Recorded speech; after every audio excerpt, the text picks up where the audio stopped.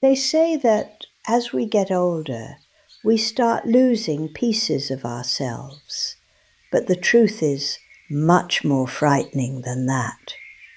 It is not that we lose those pieces, it is that we slowly give them away, thinking we are making things easier for everyone else. Last spring, I did something that my children, my neighbors, and even my doctor thought was a sign of early dementia. I checked myself into a nursing home.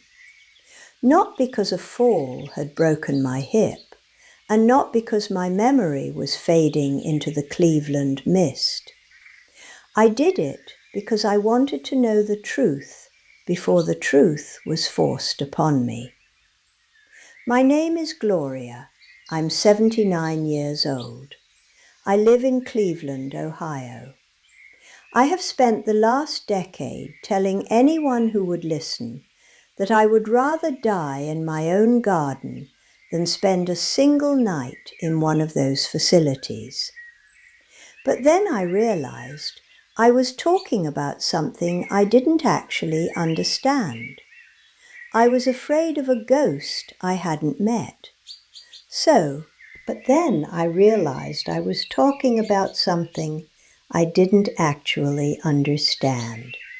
I was afraid of a ghost I hadn't met. So I packed a small suitcase, grabbed my own pillow, and moved into room 14 on the second floor of a local manor for exactly 72 hours. My room had a window that looked out onto a parking lot. It wasn't the view of my backyard, with the oak tree I planted with my late husband Howard. It was just asphalt and the occasional delivery truck.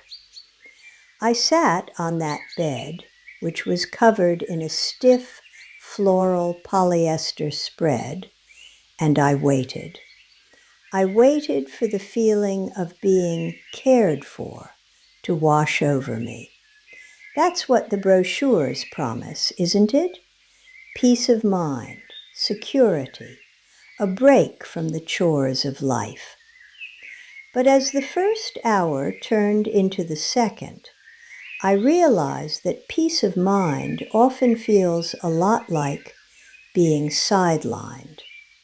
But I hadn't even reached the first discovery yet. I realized that the very things we complain about in our daily lives, the dishes, the bills, the noisy neighbors, are the very things that keep us tethered to the world. But I hadn't even reached the first discovery yet. I thought the silence would be the hardest part of being in such a place. I was wrong. The silence wasn't the problem, it was the noise. By the time the first evening rolled around, a sound began to pulse through the hallways. It wasn't music, and it wasn't conversation. It was the sound of a dozen different televisions, all set to different channels, bleeding through the thin walls. In my own home in Cleveland, if I want to hear the news, I turn it on. If I want to listen to the birds, I open the window. But here, the noise was mandatory. It was a constant low-grade hum of game shows and cable news that no one seemed to be actually watching.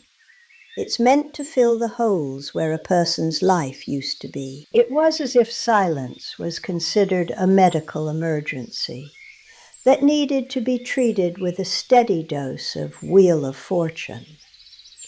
I lay there on my first night, clutching my own pillow from home, and I realized that this noise serves a purpose.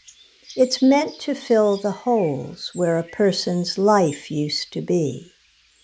It's a substitute for the sound of a front door opening or a telephone ringing. But then, as I stared at the ceiling, I began to wonder if I was being too harsh. Maybe some people need this noise to feel alive. I spent the next morning observing the rhythm of the place. Breakfast is served at exactly 7:30, not 7:15 when you might be hungry, and not 8 if you wanted to sleep in. It's 7:30.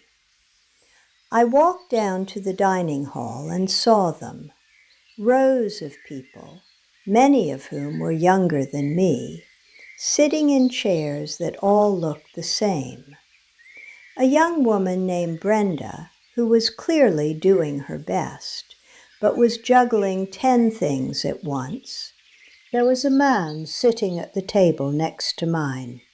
His name was Arthur.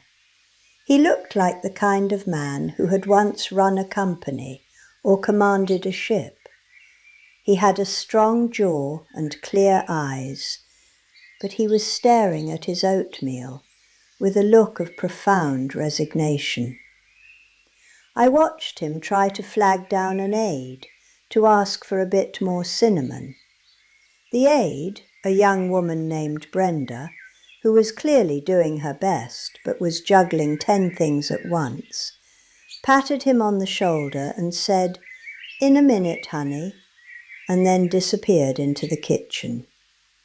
Arthur didn't ask again. He just ate the bland oatmeal. That was when it hit me. It wasn't the big things that were being taken away from Arthur. It was the tiny, seemingly insignificant decisions. The cinnamon, the temperature of the coffee, the choice of where to sit.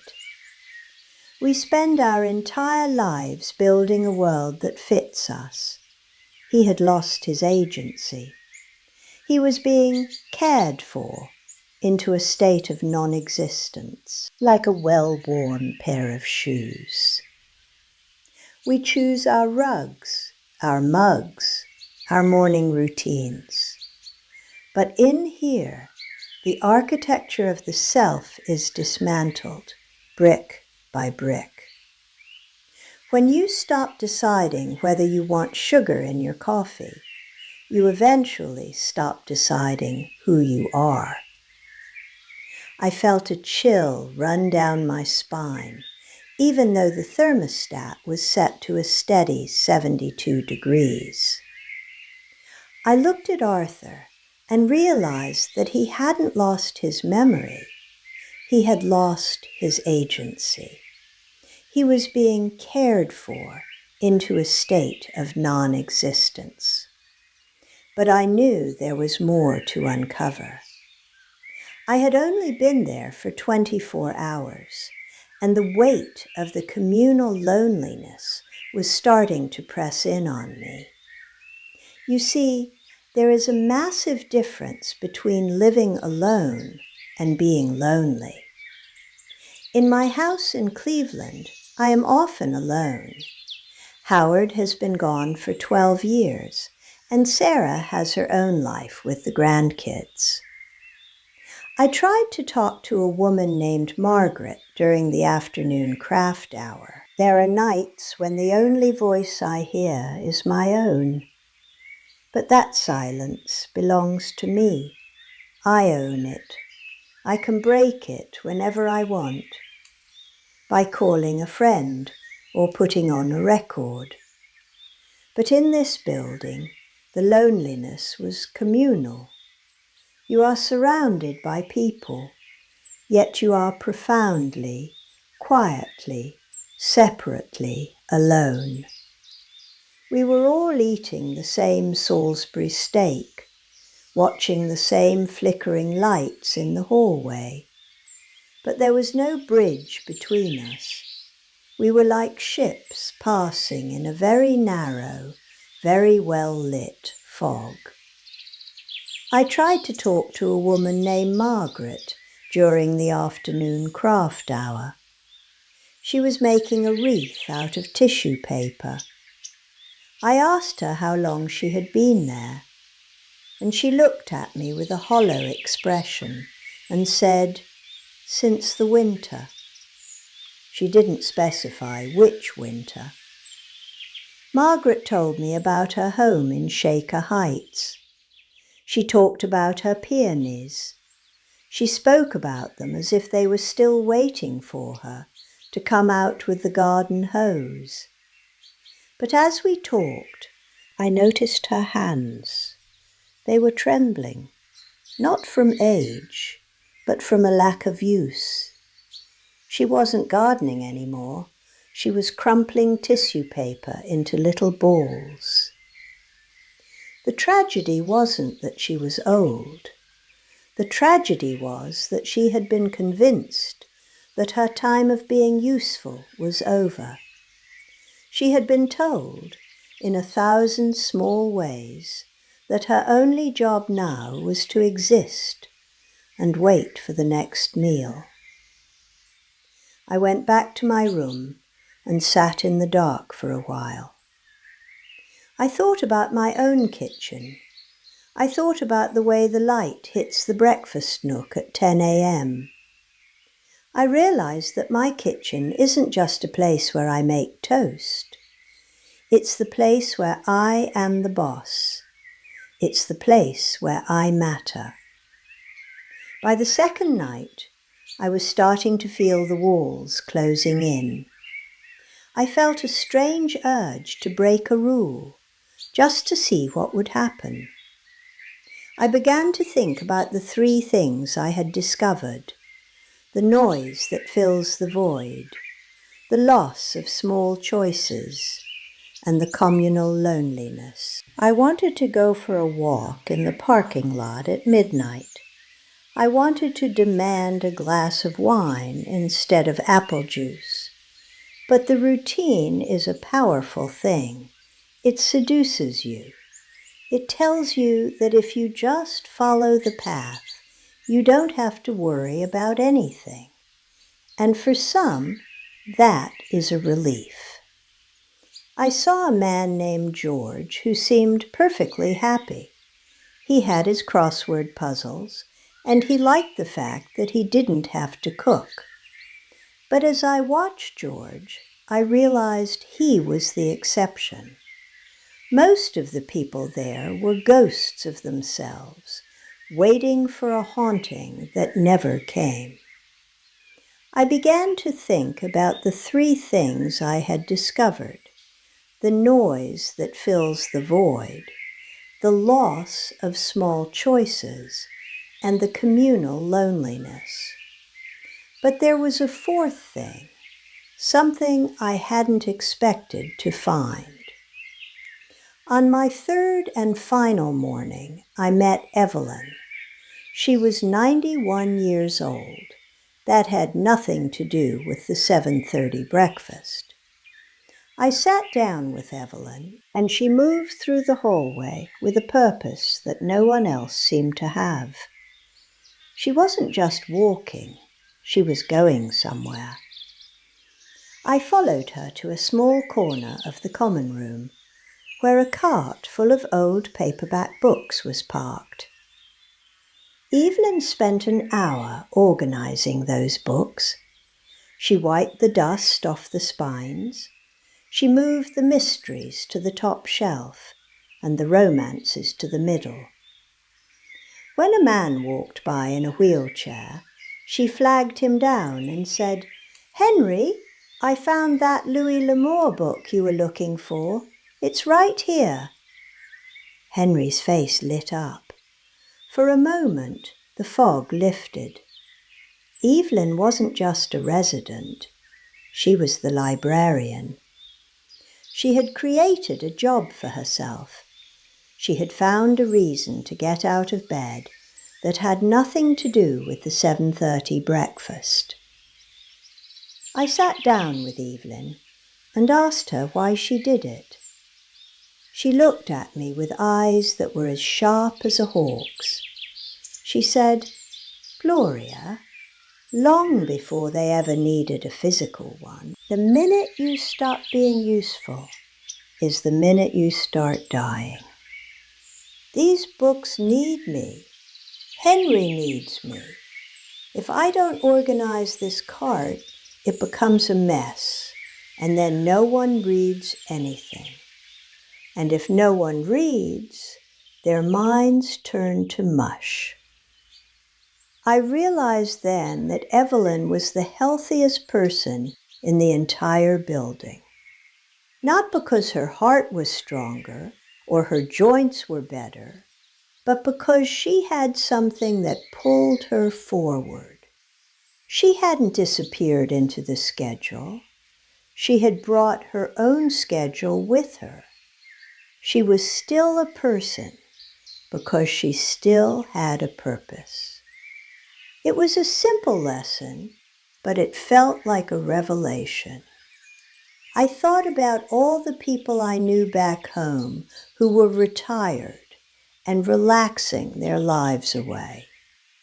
They were checking themselves into a mental nursing home long before they ever needed a physical one. I started to pack my bag. I felt a sense of urgency I hadn't felt in years. She asked me, "So, Mom, how was your vacation?" I needed to get back to Cleveland. I needed to get back to my messy, disorganized, sometimes lonely life. Because in that life, I am needed. My garden needs weeding. My neighbor, Mrs. Gable, needs me to check on her cat. My grandson needs me to tell him stories about his grandfather that his mother has forgotten. These are not burdens. They are the threads that hold the fabric of my identity together. I realize that independence isn't about being able to do everything yourself. It's about having the right to choose what you do and who you do it for. It's about the architecture of the self that I had thought about earlier. My house is that architecture. Every scratch on the floorboards is a memory. Every mismatched plate in the cupboard is a choice I made. When Sarah came to pick me up, she looked relieved. She asked me, "So, Mom, how was your vacation?"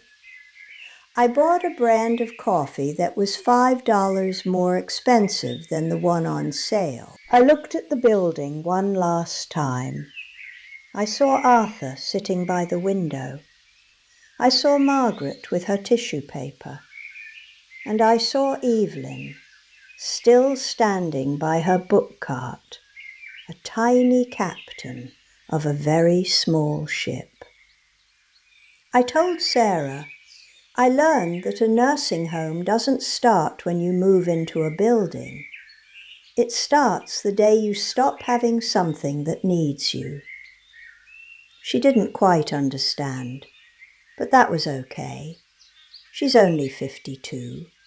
She still has time to learn. In the car ride home, I rolled down the window and let the cool Ohio air hit my face. It felt incredible. It felt like freedom. It felt like I was reclaiming the pieces of myself I had almost been willing to trade for a bit of security and a polyester bedspread.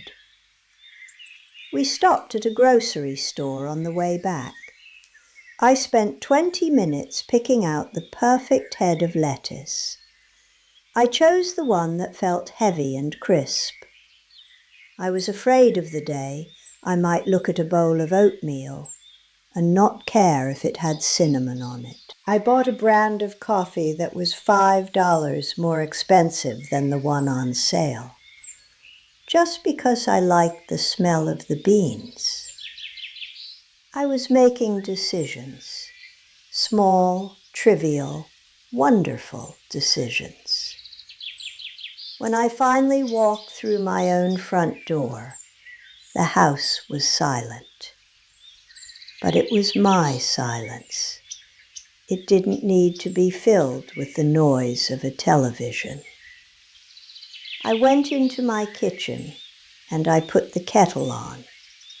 I sat at my table and watched the afternoon light filter through the window, hitting the exact spot on the linoleum where the tile is starting to peel.